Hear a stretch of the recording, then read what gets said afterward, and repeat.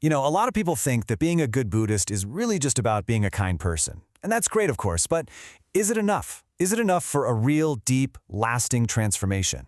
Well, today, we're going to dig into what it truly means to practice, to actually walk a path that goes way beyond simple belief and heads toward a profound, liberating kind of wisdom. Okay, so let me ask you this. Have you ever had this happen? You go on a meditation retreat, and you come back feeling so calm, so centered, you're practically glowing, right? And you think to yourself, yes, this is it. I finally changed. But then, what happens? A few days go by, maybe a week if you're lucky, and suddenly, you're right back where you started. Same old habits, same reactive thoughts. That beautiful glow? Poof! It's gone. And look, this is a super common frustration. It's something so many of us feel, and it really points to a huge question. What does genuine practice actually look like? All right, so to really get to the bottom of this, let's take a look at the big ones, the foundational practices that most people, associate with living a spiritual life. These are what we often think of as the pillars of just being a good person. So what are they? Generosity, or dana, morality, sila, and meditation, samadhi. And don't get me wrong, these are absolutely incredible, valuable virtues. What's so interesting is that they're pretty much universal. You find them at the heart of so many of the world's great religions. But, and this is a big but, the Buddha asked a really radical question. Are these amazing virtues all by themselves actually enough to bring about complete freedom from suffering? Okay, let's tackle the first one, generosity, dana. It's a beautiful practice, right? It really opens up the heart, helps us be less selfish. But the question is, can it, all on its own, guarantee a mind that's truly safe and peaceful? To explore this, there's this incredible story from the Buddhist texts about a queen named Mallika. Now, she was basically the poster child for a perfect practitioner. Super devoted, famous all over for her just unbelievable generosity.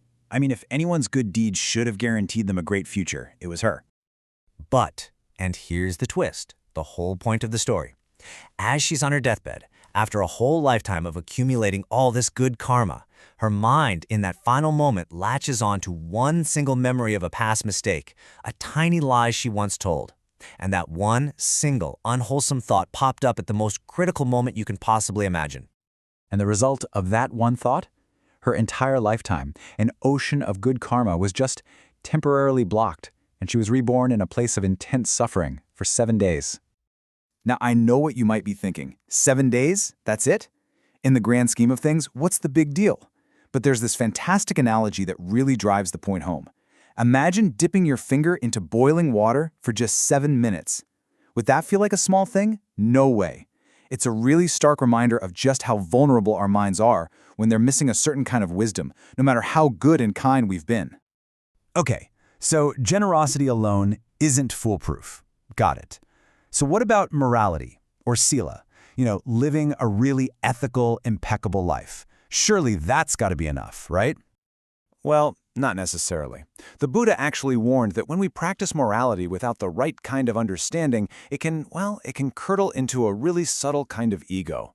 We start looking around, comparing ourselves to others, judging them. My precepts are purer than yours. All of a sudden, morality isn't about freedom. It becomes just another tool we use to feel superior and separate ourselves from others. And you can really see the contrast here. Without this special ingredient, this right view, morality can just become a rigid set of rules we use to beat ourselves and others up with. But with it, wow, the whole thing changes. Good conduct isn't something you have to force. It just blossoms, naturally and effortlessly, from a heart that deeply understands how things work. Which brings us to the big one, meditation, samadhi. For so many of us, this is the absolute pinnacle of spiritual practice, right? The goal is to achieve these states of deep, unshakable peace. But, and here's the question again,